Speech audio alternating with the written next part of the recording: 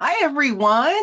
I'm so glad to see so many wonderful people here today. Thank you for joining and listening, whether it be here live or on the recording.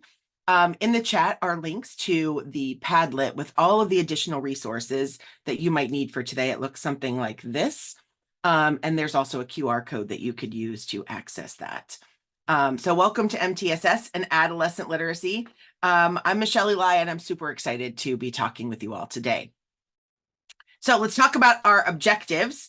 We're going to discuss the MTSS non-negotiables in adolescent literacy. And really, many of these non-negotiables are applicable in MTSS across the grade bands, but I really want to hone in on what we need to think about for adolescent literacy. Then we'll identify the sources of reading difficulties, focusing on reader profiles. We tend to, especially at the adolescent literacy level, think in terms of reading comprehension. And I really want to discuss the importance of focusing on reader profiles to plan for those interventions. And then the last step, which is probably the most important, is we're going to determine the assessments and database decision-making processes that we need to use in our teaming structures. We need to have teams at the teacher level, teams at the building level, and teams at the district level for multi-tiered systems of supports. But we want to have a process in those teams to analyze data and make instructional or systems level changes. So to get us started, though, I want to kind of get you thinking a little bit. And so I call this activity 3 truths and a lie. So can you spot the lie? I know you can't share it with me, but I'd like for you to think to yourself as you look through these 4 options, which of them is the lie? I'll pause for a second and give you a chance to think.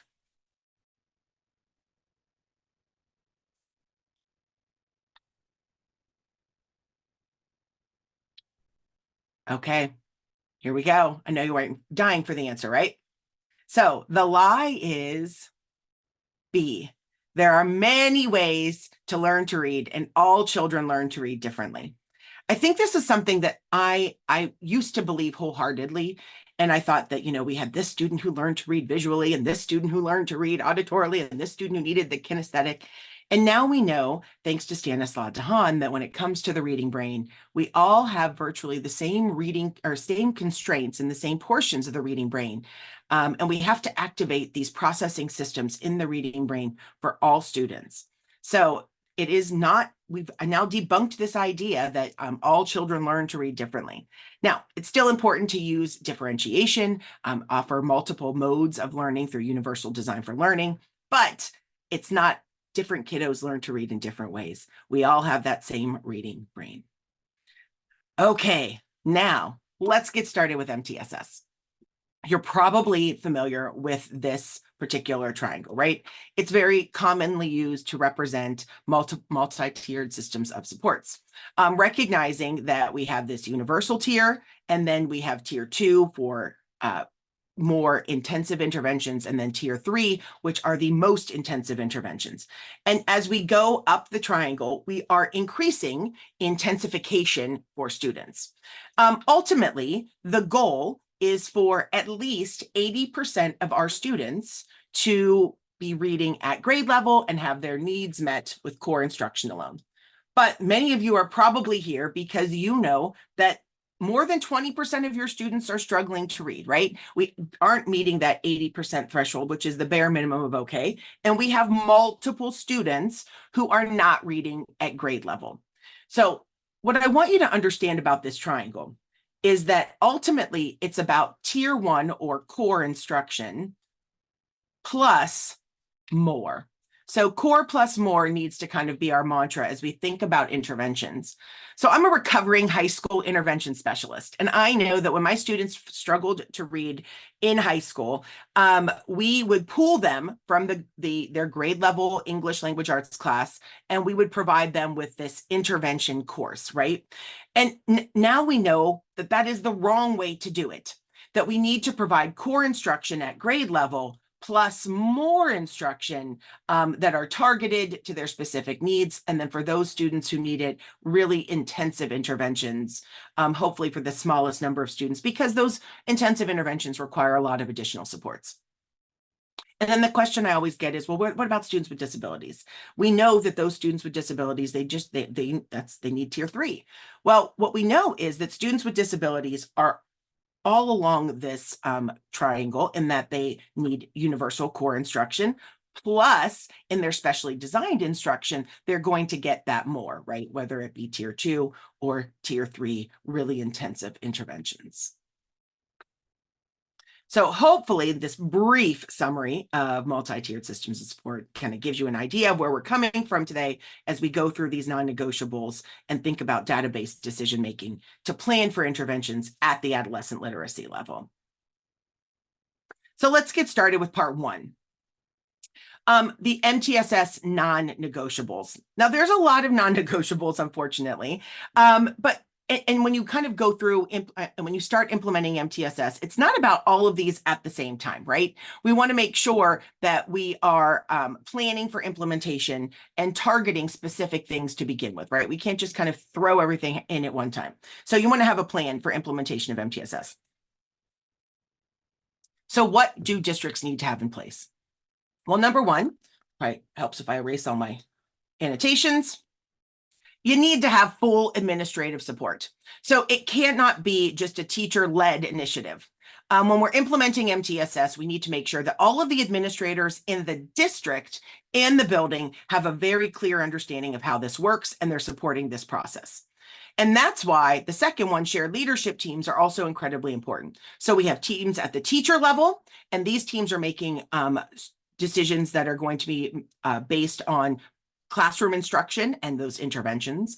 But we also have teams at the building level and teams at the district level. And those teams are going to use the data to make decisions in terms of systems level changes that are necessary.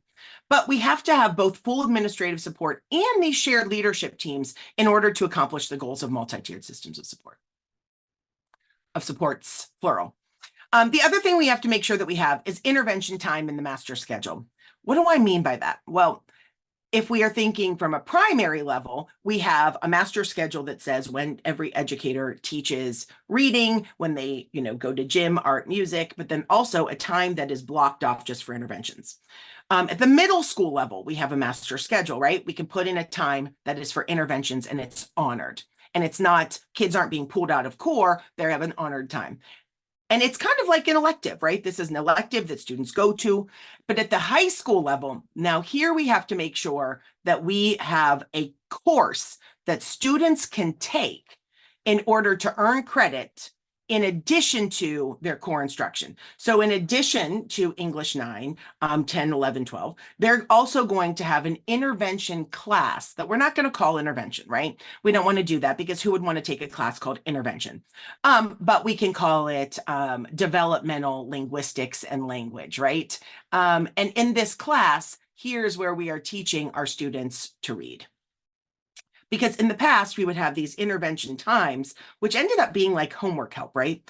And we want to make sure that this time is devoted to instruction because that's what our students need to close the gap. They need instruction based on their needs in language and literacy in order to help them to close that gap and meet the expectations of their same age peers.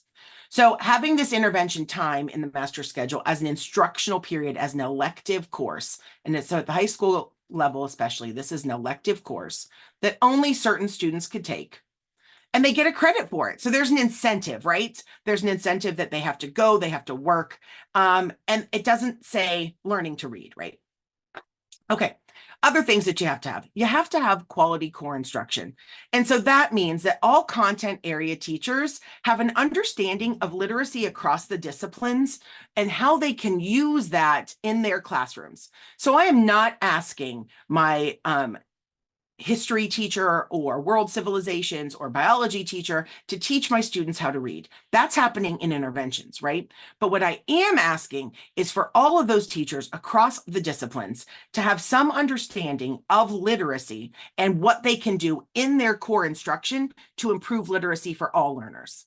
And things like teaching vocabulary explicitly, tapping into all the systems of language by teaching morphology within their vocabulary instruction, And obviously teaching that vocabulary explicitly and not just saying, look it up in a dictionary. Those are things that can happen in tier 1 that can improve outcomes for all students. So we want to make sure that we've got really good practices happening in tier 1 that's going to benefit our struggling readers and all students while also having that intervention time. Which brings me to my next one. Intervention is a supplement to core instruction. It's not in place of. So we are supplementing, not supplanting, right? We are making sure that our kids get core plus more. And so we need to make sure that that intervention time is scheduled for our students who need it. And this isn't something that they could just take one semester, right? Or maybe just 1 year and then they're caught up. By the time they reach the late middle school and high school level, our students are multiple grade levels behind, and it's going to take multiple years to close that gap. So we need to recognize that they're going to need these intervention periods and times, possibly for multiple years, and that's okay. But if we give them a credit for it, then they can at least earn credits toward graduation. Next, ongoing professional development in the science of reading. So we know that reading development is the same, and no matter what the age, but how we teach reading is different depending on grade levels and grade bands. And it's not something you can master in just a summer professional development, right? You can't just go through a training program and suddenly we've mastered everything there is about literacy. It's ongoing, and the conversation about reading and the conversation about MTSS needs to have ongoing professional development. But professional development doesn't have to be what I'm providing to all of you right now, right? You've got this one sage on the stage kind of telling everyone what to do. Professional development could be an article analysis or a book study. It could be a coach working with individual teachers. So professional development has a lot of different looks. It could also be peer coaching where teachers are working together and helping each other to grow. But we need to continue the conversation. It can't be a one and done thing. Plus, the science of reading is that it's a science, and science changes as we learn more information. So we need to stay up to date on this information. So that's why the professional development has to continue. Okay, you also need to have an assessment system. And this assessment system includes screening, diagnostic, and progress monitoring assessments. So I'm not talking about the assessments that we're using for grades as much as the assessments we use for database decision-making to determine the success of our system, but also the success of our interventions, right? Are those interventions working well for that one student? But systemically, is our core instruction doing what it needs to do? And are our interventions growing students from a systems level? So we need the right intervention or the right assessments to do that. And there needs to be a plan that everyone can access in order to determine when those assessments are provided to our students. Next, clearly communicated, clearly developed and communicated database decision-making. So this is where that plan for collaborative problem solving is so important. But also, I know like I said, I taught at the high school level as an intervention specialist. I was so focused on what my students needed to get through their coursework at the high school level. I didn't think about what they needed in order to grow their literacy skills to reach the grade level standard.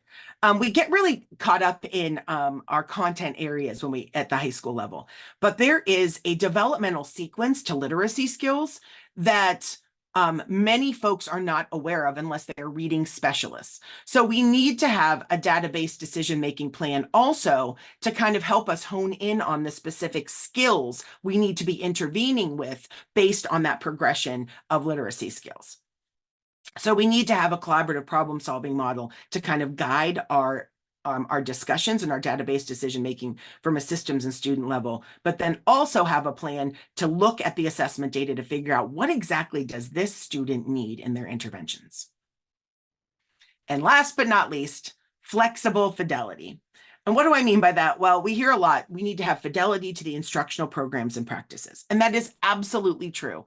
But I think it was Stephanie Staller who said that flexibility is also key, because at the end of the day, there isn't a perfect program. And we need to recognize that we have to have some flexibility in how we implement some of these things, because we have to use our knowledge based on this science, this body of evidence we call the science of reading, in order to make the necessary adaptations for our students. So I really love this term, flexible fidelity, that we do have high quality instructional materials and we are using them and using them well. But we're also making sure that we supplement with things that might be missing. So if we have a really great intervention system that is fantastic in syllabication and helping students with fluency, but it doesn't have enough morphology, we're going to supplement with a morphology, some instructional materials for morphology as well. So we have all of the things that our students need. But at the end of the day, we have to remember it's not just about planning for interventions. Within MTSS, you notice we are also addressing core instruction. Why? Because it's not just about planning for interventions, it's about preventing students who need interventions through high quality core instruction. So one of the things I've said for a very long time is you can't intervene your way out of a tier 1 problem. So as you are systemically moving toward MTSS and implementation of this framework, we have to remember it's not just about planning for our interventions, it's also about making sure that the core instruction is providing the best possible instruction for students. So, is this different in adolescent literacy? Well, yes and no. There are some components that are different in adolescent literacy when it comes to MTSS. First of all, some of the assessments are different. When we think about universal screening, that is a little bit different at the adolescent level in that we can look at early warning indicators instead of a standardized universal screening measure. Scheduling definitely is different at the adolescent level. Core instruction is different because all teachers are not reading teachers. They are teaching the literacy they're teaching literacy across disciplines, but also the literacy of their discipline. So it's a little bit different, right? The intervention materials might be different at the adolescent level, especially as we're thinking of advanced word study. And then we know core instruction is different in adolescent versus conventional literacy, that K through 5. But there are some things that are not so different. Admin support is critical at any grade level. Using diagnostic data, important at every grade level. And progress monitoring, every grade level has to do that. Having a process for collaborative problem solving and database decision making, every grade level needs to have this process in place. Professional development, and then that development of literacy skills is not different for a 12th grader than it is for a 2nd grader. And that the progression of skills is the same for all students. But with a 12th grader, we might have to back up significantly to figure out where their gaps are in their learning. But there are some issues. And these issues have been based on my experience, not only as a teacher, but then also when I worked for the state of Ohio and I worked with districts all over our state. These were the things that we continued to see time and time again. Number one, once children are behind, which happens very early, they don't catch up unless the interventions are intensive, timely, and well-informed. We know this from research nationally. We know this from this huge body of research that children who are at the adolescent level and are below grade level need incredibly intensive. They need a lot of time in order to close the gap. At the kindergarten level, I can close the gap in 15 minutes a day, 12 to 16 weeks, right? By the time these kids get to high school, it takes longer. That's why ultimately MTSS is a model for prevention. If we start early, we can prevent students from getting to the middle school and high school level with significant reading disabilities. But at the end of the day, we know that we have some students right now who cannot read at grade level in our middle schools and high schools. I just worked with a high school where they said 80% of their students could not read at grade level. So I've been very lucky to work with high schools across the country to kind of help them in this. But time and time again, we're recognizing that they need incredibly intensive interventions, and it takes a lot of time. The other problem I see is at the middle school and high school level, most of our intervention time is not spent teaching children how to read. It's spent teaching children how to get their homework done, how to prepare for their test, giving them the extended time that we know they need for their tests. But that's not going to help us in terms of closing the gap, right? We need to give them instruction in reading, in specific skills that they are lacking so that they won't need that additional support. And so it is about providing interventions that are truly teaching and instructing students in how to read to close the gap. We have to stop that model where the intervention period is just an extra study hall with really well-trained professionals helping kids get their homework done and prepare for their assessments. So as we think about interventions, here's some questions to kind of guide your decision-making process. First of all, are you maximizing the structures for interventions that you might already have in place? So maybe you already have, multiple a time in the day where certain electives are happening. How can we capitalize on that time to provide interventions, right? And then also thinking in terms of when you have these interventions, are you including all students and not just students with disabilities? Students shouldn't need an IEP 504 EIEIO in order to get the interventions that they need, right? Any student who is not reading at grade level should be afforded interventions. And so we need to have well-trained specialists who can identify these students and provide the interventions that they need. And then the most important one here, are the students receiving academic credit toward graduation?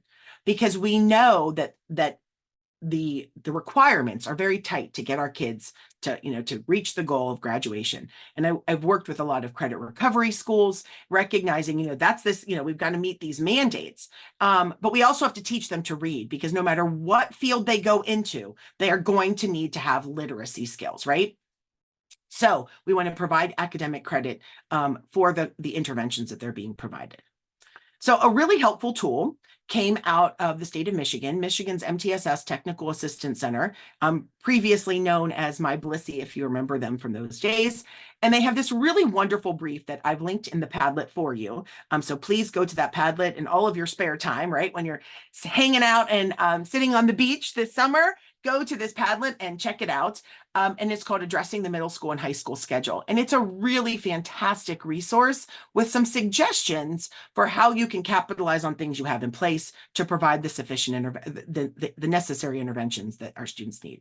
Let me give you another example here in terms of capitalizing on the structures we have, right? So when I was a high school teacher, we had an after-school program available for our students that if they were credit deficient, they could stay after school and do additional classes at night. Many of them were provided online, but different teachers, we all took turns going and working with students who needed to, make up credits.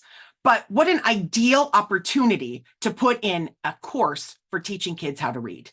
Most of these students could not read at grade level. That's why they were credit deficient in the first place. And so to use that after school time to provide an intervention while also giving them credit was such an amazing idea and opportunity. Okay, I've talked a lot.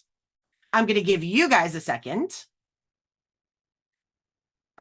Well, unfortunately, because my animations weren't working, it wasn't working. I want you guys to jot down as many of the MTSS non-negotiables that you can think of right now, because my animation was not working there. So I'll have you do it this way. So just do a quick write. I'm gonna set the timer for 30 seconds. How many of those MTSS non-negotiables can you think of? Go ahead and start writing.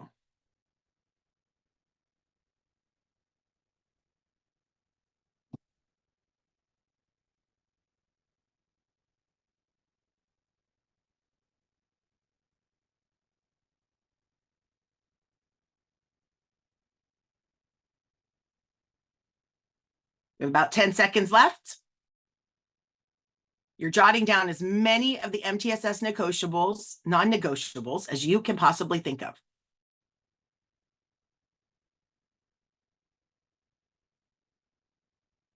Okay, now let's check our work since my animations were not cooperating with me today. So let's see, how many of them did you get? How many of them did you miss? So check your work. And then as you're checking your work, think about which of these do you need to address immediately? As we're getting ready to, and we're planning for the next school year, which of these non-negotiables do we need to address right away? Okay, for the sake of time, I'm going to keep on keeping on, friends. We're going to move on to reader profiles. I really love this conversation because when one of the things I've noticed is that most of our interventions tend to focus on reading comprehension. And we need to think, especially at the adolescent level, about going back to what's causing, right, many of these reading difficulties. So I've got a quick poll. and I know you can't respond to me, but you can respond to yourself. True or false? The simple view of reading is not applicable for adolescent literacy. If you think that's true, you have your reactions. You could do a thumbs up. If you think that's false, you could put your thumbs down.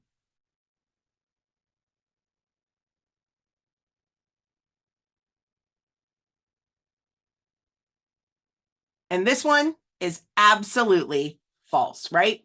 The simple view of reading is applicable for adolescent literacy. This one is false. We know that we can use the simple view of reading at any grade level to kind of help us when it comes to making decisions. Next, the simple view of reading can provide a template for determining causes for reading difficulty for struggling adolescent readers. Give you a second. True or false?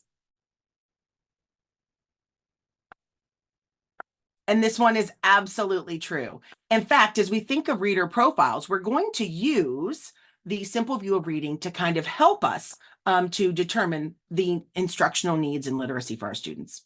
So the simple view of reading, just for a quick reminder, is that word recognition times language comprehension equals reading comprehension. And what I want you to recognize is that reading comprehension is the outcome, right? It's what we get when our students have word recognition at grade level and that automaticity and fluency, and they understand what they're reading. They've got background knowledge, vocabulary, knowledge of the sentence structure, the complex sentence structure of our language, that they are able to infer and reason. So all of these things work together to give us reading comp. But anything times zero is zero, right? So if our students are missing any of these skills, it's going to hurt their reading comprehension. So we need to do then as practitioners is when we're planning for our interventions, think, is the problem in word rec? Is the problem in language comp? Or is it in both for our students? We've got to stop thinking about intervening at the reading comprehension level and back up to where our students need those specific interventions. The simple view of reading also can help us to see, we can use this to see where the 5 pillars of adolescent literacy fit, right? So we've got advanced phonics and vocabulary, reading comprehension, but then we've got fluency and motivation, which really are both word rec and language comp, because there's nothing more motivating for students than knowing how to read, right? And we want to increase motivation constantly at the adolescent level. In order to do that, we have to teach students how to read. In fact, I hear a lot of, I've got to build reading stamina. We need to increase their motivation so that they'll read more. Well, Daniel Willingham has really addressed this beautifully, and I love this graphic. And he said, well, in order to build reading stamina, first, we have to teach our students to read well. And when they read well, they enjoy reading, they have a better attitude, they read more often. And then here's the great thing, the more that they read, the better that they read, right? Because they increase their knowledge of the complex syntax of complex text. They increase their knowledge of vocabulary, they build background knowledge, so they're better readers. But first and foremost, we have to teach our students how to read. Accommodations need to be the short-term scaffold that we provide to give them access, but we ultimately want to teach our students how to read. So we're going to use the simple view of reading to help us to do that, recognizing that comprehension is the outcome, and we're going to intervene with those components. So let's take a look at this quick activity here. So this was a student who was reading aloud to me, and every time that the student either guessed on a word or said, I don't know, I put a blank. So tell me, is this a reading comprehension problem? What kind of a problem is it? Hopefully right now you're saying that this is a word recognition problem, right? This is a word recognition problem. And this student, although they could decode with 80% accuracy, was that sufficient for comprehension? I don't think so, right? We know that in order to really truly comprehend a passage, students need to read with 95 to 98% accuracy. And if they're not decoding with 95 to 98% accuracy, it's going to severely hinder their ability to comprehend those passages. And so as a special ed teacher, that for me was a huge eye-opener. Like I used to write IEPs that said, they're going to be able to decode with 80% accuracy. And now I'm thinking, oh my goodness, they never comprehended these passages with 80% accuracy, right? We know we need to have 95 to 98% accuracy to truly comprehend. But also I know is that providing this student interventions and comprehension, it's not going to help him. This particular student needs interventions in decoding in order to help him to learn to read. Comprehension interventions are not going to help him to be successful. Okay, if you want to see the passage, for those of you who can't stand the fact that you couldn't read it, there you go. I put it up there for you. Okay, let's also talk about this particular passage. So this is a grade level passage for you all. Most of you here have master's degrees who are attending. So this would be a grade level passage appropriate for you.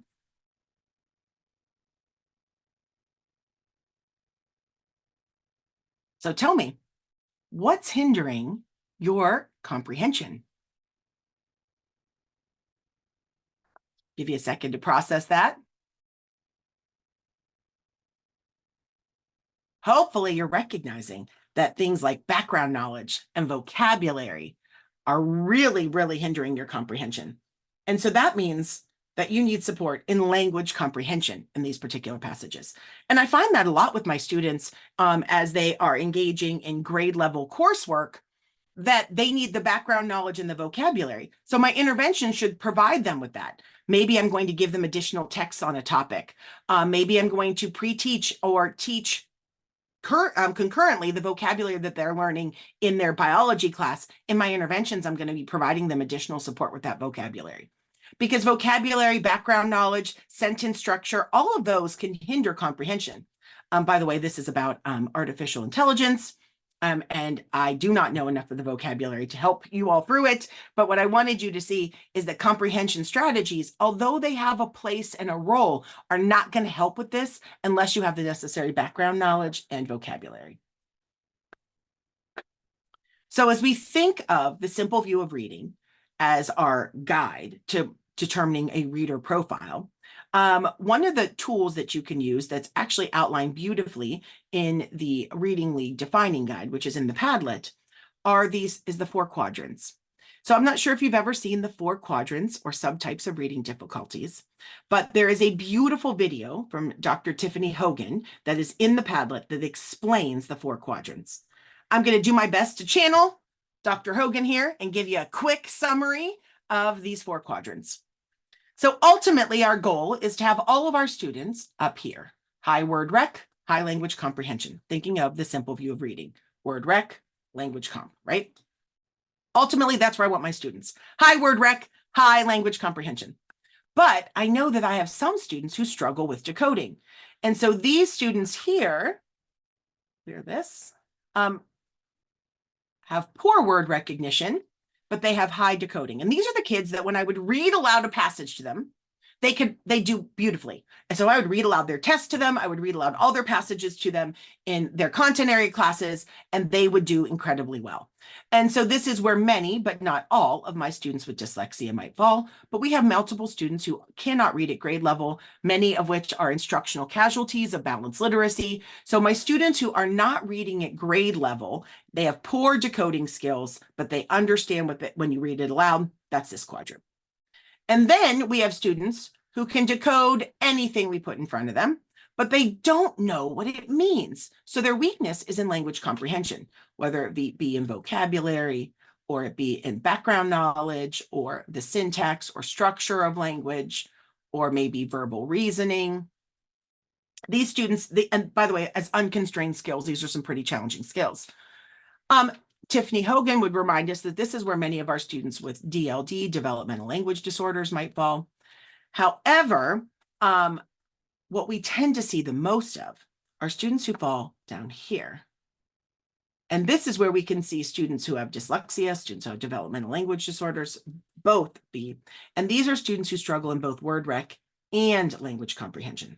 So they have some skills in word rec, so they could decode some things, maybe not decode at grade level, but they have some basic decoding skills. And they have some language comprehension skills, right? But they're struggling in both. And then we tend to see a lot of kids who need multi-component interventions because they're struggling in both of these things.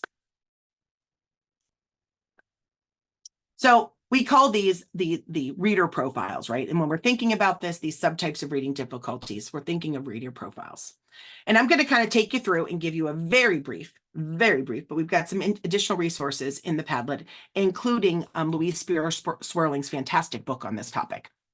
So poor word recognition is where we're going to start.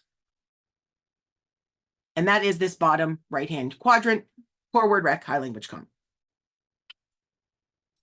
So these students have great ability to learn orally. So when we read aloud, they understand. They have poor reading comprehension skills, but they have great listening comprehension skills, right?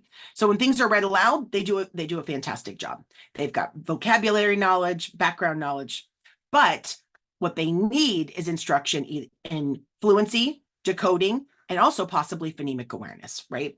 And so here's where we have to drill down to figure out, okay, is it a fluency problem, or is it a decoding problem, or is it decoding and phonemic awareness that they need both? At the adolescent level, you are never going to have a student who struggles just in phonemic awareness. If they have a phonemic awareness deficit or difficulty, then we're going to combine that with our phonics instruction, and we're going to tackle both of these together. But then also, while we're tackling this, we're building their reading fluency. So we've got to determine what exactly they need. So we know that fluency is the link that gets us to comprehension, right? And this is a graphic that we borrowed from the lovely Jan Hasbrook. So fluency is how we get from decoding to comprehension. But if my students are not fluent, we might have to intervene in fluency. However, if they can't decode with 95% accuracy, we might have to intervene and go back to decoding. So we kind of think, how far back do I need to go? Because at the end of the day, if my students have not been given instruction in the code, if they don't have solid decoding skills, they're not going to reach the fluency phase, and they're definitely not going to achieve reading comprehension. Our brain is only capable of memorizing so many words, right? And so we need to recognize that these students need to be taught the code. And regardless of the age, there's no statute of limitations on this. We can teach students the code at any age. It's never, ever too late. In fact, in the Padlet, I'm putting a video of Dr. Keon Anderson kind of sharing his story of learning to read in the 9th grade for the first time. It's never too late to teach our students how to read. We know it takes a little bit longer at the adolescent level, but we can still, and we should do it. So hopefully you know the answer to this because I talked about it earlier. When students are reading text, what percentage of the words should they decode accurately to ensure comprehension? And the answer is 95 to 98%. We know that students should be decoding 95 to 98% of words accurately in order to truly comprehend the passage. It actually turns out that 95% is a pretty magical number across the board, and that they also need to know the meaning of 95% of the vocabulary words in order to comprehend as well. So for many of our students, the barrier to reading instruction is decoding.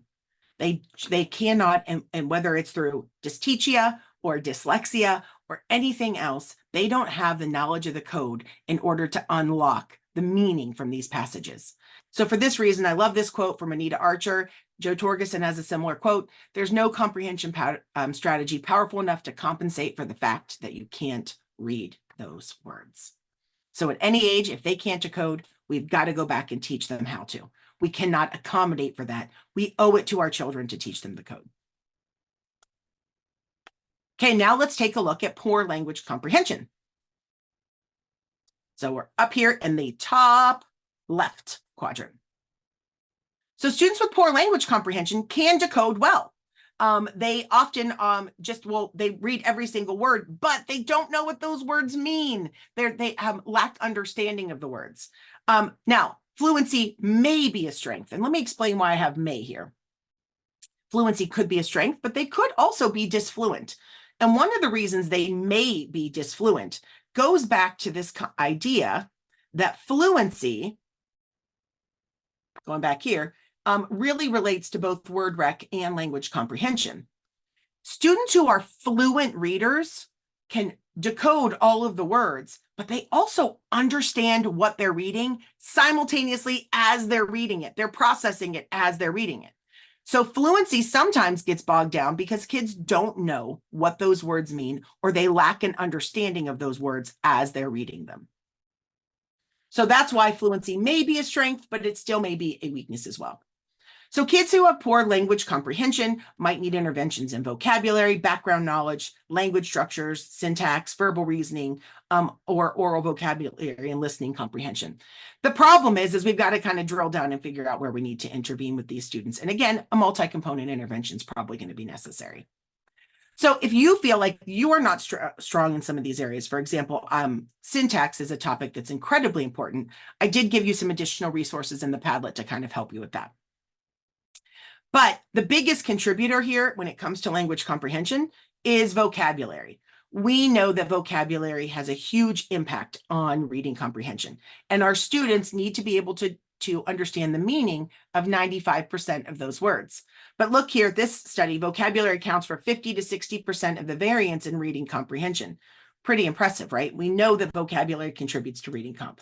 So that's why these interventions might need to be in vocabulary instruction.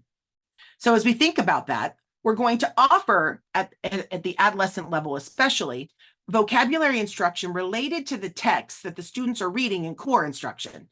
So we're going to use the vocabulary and the text or similar text to what they're reading in core in order to build their vocabulary knowledge to help them be more successful in core instruction and improve their overall literacy skills. So that could happen before reading, where we provide explicit instruction in those words. During reading, we're going to provide additional instruction with light touch words. And then after reading, we're going to have them use those words in sentences and in oral language and in additional practice and retrieval activities. So if you're not familiar with Anita Archer's work on vocabulary, I highly recommend. I mean, how can we not be familiar? She's amazing. But her explicit vocabulary routine is incredibly powerful and can be used in any age to help our students to learn the vocabulary of their content areas. But remember, we don't just teach random vocabulary words. We teach vocabulary words that are related to that which they're learning in texts and in content areas. So if you don't know how she teaches vocabulary, I did provide a resource from my home state of Ohio where she is providing a presentation on dynamic vocabulary instruction. But what we know is students who struggle in language comprehension and students with mixed reading difficulties, which I'm going to talk about in a little bit, need to have a plan for before, during, and after reading instruction in our interventions. And this also should be happening in core instruction, where before the kids engage with a text, we're going to engage in some instruction with them to help them to understand that text. And then during reading, we're also going to be engaging in instruction as well as after reading. So here's some things that you can do with your students before, during, and after reading. I also put a link in the Padlet to some fantastic resources from Elizabeth Stevens on this topic, from some intervention work that she had done with middle schoolers. It's absolutely amazing. And I put the link in the Padlet for you all. I'm going to keep on keeping on, friends. Okay, last but not least, we have students with mixed reading difficulties, so they struggle in both word rec and language comp. So just like it sounds, these are students who have some strengths and some weaknesses in both word recognition and in language comprehension. Now, I have another poll, and this one's a little controversial. When students are struggling in reading, what types of text are best used to improve their literacy skills and improve reading proficiency? A, challenging grade level text with scaffolding by teachers. B, lower level text at the student's instructional level. Or C, challenging grade level text read aloud by teachers until students can read proficiently. Dun, dun, dun. The correct answer is A, challenging grade level text with scaffolding by teachers. Now, scaffolding can include read aloud, but maybe they're just reading aloud by a teacher reading aloud parts of it. Or I really love close reading, where the teacher reads part and then pauses, and then the student reads either one word or a phrase or finishes the sentence. But we want to provide scaffolding. And some of the best scaffolding are these before, during, and after reading strategies to scaffold grade level challenging text for students. So here's our charge as we are providing interventions to struggling adolescent readers. Number one, teach them how to read regardless of age, because we know students who have poor word rec and mixed reading difficulties need to be taught the code. So no matter the age, we teach kids how to read. And so we are going to need to include decoding and advanced word study in our interventions. But number two, ensure that all students, regardless of reading level, disability, or socioeconomic level, have scaffolded instruction and access to grade level texts. Alfred Tatum said leveled texts lead to leveled lives, but we also know that when we lower the rigor, our kids will never close the gap. The rich will get richer and the poor will get poorer. It's the Matthew effect in action. We have to make sure our kids get access to grade level, complex, challenging, rigorous content. And in our interventions, we can provide the additional scaffolding that they need to access that content and those texts. So here's an example of an intervention for students with mixed reading difficulties. I kind of thought of like a 47-minute, 50-minute instructional period. So you might provide 20 to 30 minutes of phonics interventions, and then 20 to 30 minutes of complex text interventions with before, during, and after instruction using complex, challenging text from their core instruction. So that could include and should include explicit vocabulary instruction, instruction in syntax, using strategies like summarizing, getting the gist. In fact, I put the getting the gist strategy from Elizabeth Stevens, Dr. Stevens, in the Padlet. Question and asking and answering. So students are not just answering questions, but they're asking questions and finding the answers themselves. And then we're finding evidence from the text. As Anita Archer would say, keep those kids in the text, not out of the text. In the text, not out of the text. So teach them how to find the evidence within the text while building background knowledge through things like text sets. So I love this idea, and it's based on the work of Sharon Vaughn, of having a multi-component intervention. So we've talked about profiles. Now, how the heck do you figure out what interventions to provide for students? Well, that's where assessments and database decision-making come into play. So I mentioned you need to have a process for collaborative problem solving. And this is an amazing process for teaming structures, whether they be district level, building level, teacher level, to plan for what we need to make in terms of changes at the system level or the classroom level. So we start by defining the problem. Maybe it's that my students are reading below grade level, right? Then we do a problem analysis. So we're going to say, okay, we'll look at the diagnostic data to determine the reader profiles. Then we're going to plan for interventions. And then plan evaluation, we're going to use progress monitoring data and screening data to gauge the effectiveness. So now this will be an example at the teacher level, but you can also use this problem-solving model at the building and the district level to determine overall changes that need to be made in your educational system, especially surrounding literacy. But in order to use this problem-solving model, you need to have some knowledge of assessments. So we need to have, for all students, either a universal screening measure or early warning indicators. And one of the things I've learned, thanks to the fabulous folks at Michigan's MTSS Technical Assistance Center, is that early warning indicators are incredibly powerful and much more time-consuming, much less time-consuming at the high school level. So rather than giving every student at the high school level the universal screener, we can use data that we have on things like attendance, grades, state test performance from previous years, and we can identify the students who we know need interventions and support in literacy. So either universal screening, which is typically done 3 times a year, and like I said, that's usually done in elementary and middle school, or early warning indicators, which we typically use at the high school. I have seen some high schools use universal screening twice a year. It is a lot of time, and not all students take it seriously. However, you could do it. But we want to have screening or early warning indicators for all students. And if they meet the expectations, they continue with core instruction. But if they are below the expectations or below the benchmark on the universal screener, or those early warning indicators let us know, okay, we have some problems here. Now we have to dig deeper. And that's where the informal diagnostics come into place. These informal diagnostics are not what we're giving kids to identify them as students with disabilities. This is how we're going to plan for our instruction. This is how we plan for what we're going to teach in those tier 2 or tier 3 interventions. And by the way, tier 3 is not another program, right? Tier 3 is intensification on top of Tier 2. And these interventions are all provided in addition to core instruction, not instead of core instruction. So you can kind of see that. But when we're looking at the screening data, what's the first question we should ask? Is it A, is the student able to read text at his or her grade level using automatic word recognition and adequate expression? B, is the student able to comprehend the language of the text? C, does the student have adequate knowledge of the purpose for reading? Or D, does the student have strategies to achieve these purposes? All of these are important questions, but which one do we ask first? And the first one we ask is A, is the student able to read at his or her grade level using automatic word recognition? So this is where we're going to kind of ask first, is it a decoding problem, right? So we can kind of drill down and kind of determine, can this student decode? And that should really be the first question we ask. And so, as I said, in order to ask that question or answer that question, I'm going to need some informal data.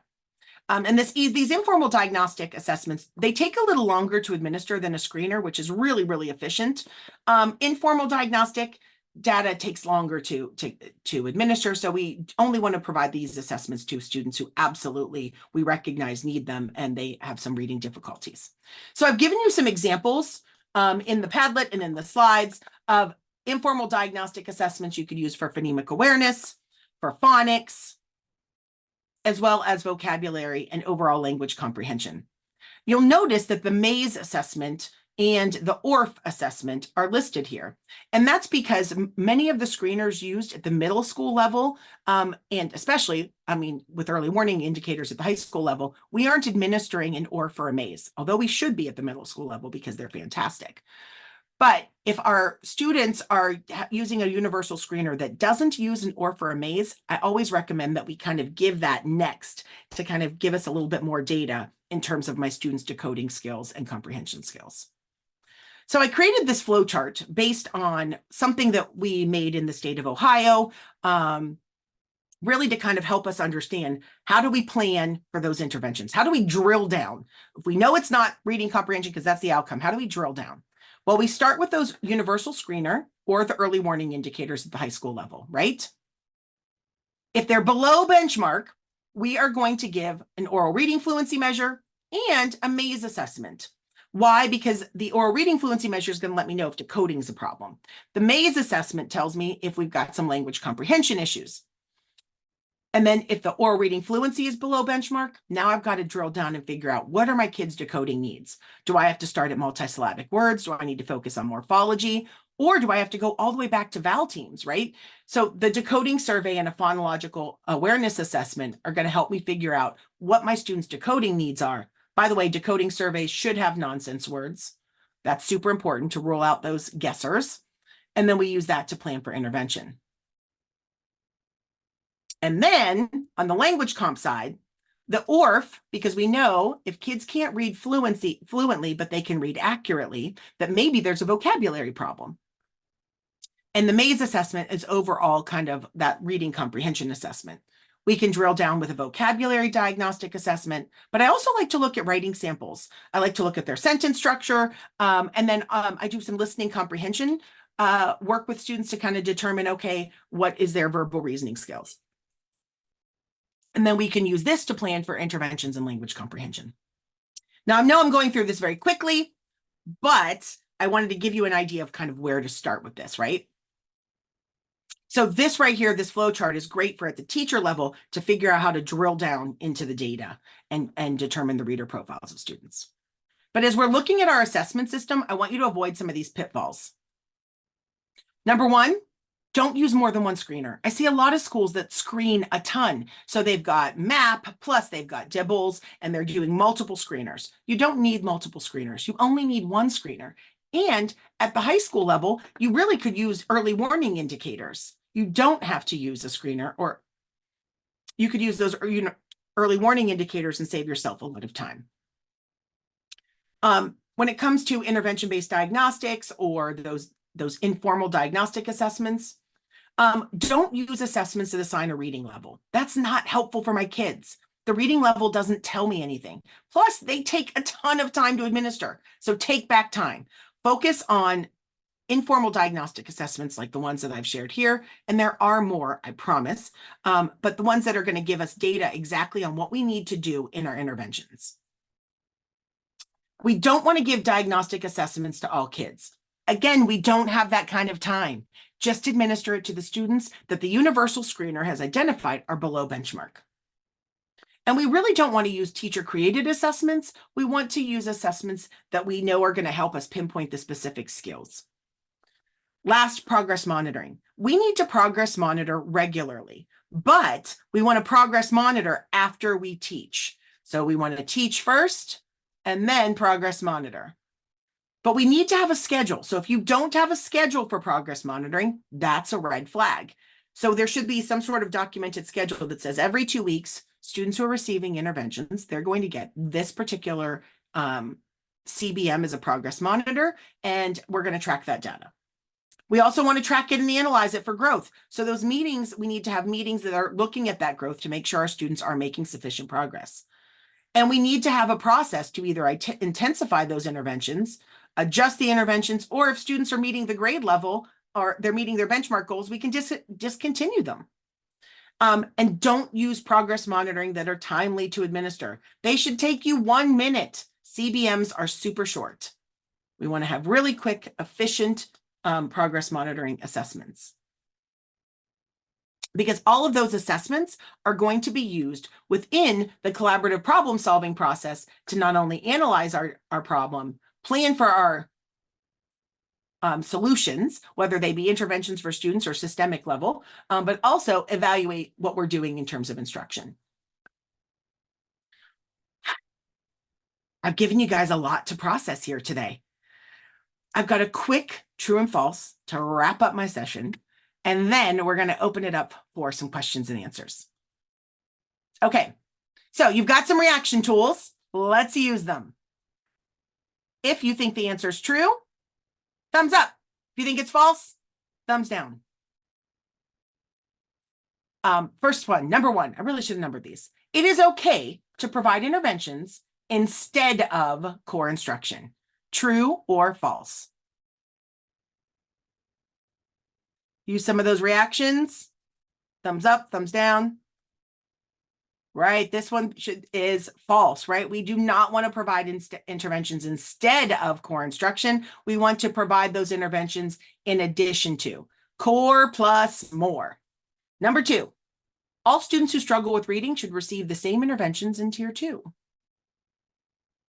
I'm seeing some thumbs down on there. That one is absolutely false. We got to determine exactly what my students need in terms of interventions.